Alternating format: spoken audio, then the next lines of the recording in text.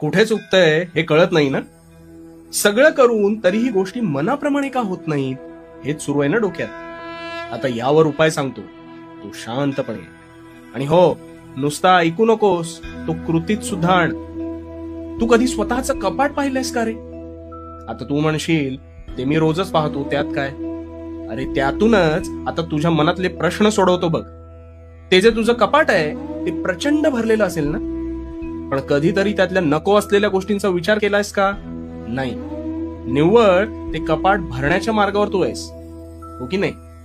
पण मग एक दिवस अशी गफलत होते की हवी असलेली गोष्ट आपल्याला सापडत नाही.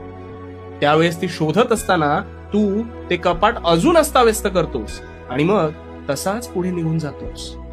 आता हे जे कपाट आहे ना, हे तुझ्या मस्तिष्काप्रमाणे आहे. त्यात जागा जरी भरपूर असली तरी त्यात तू नुसते हवे नको ते विचार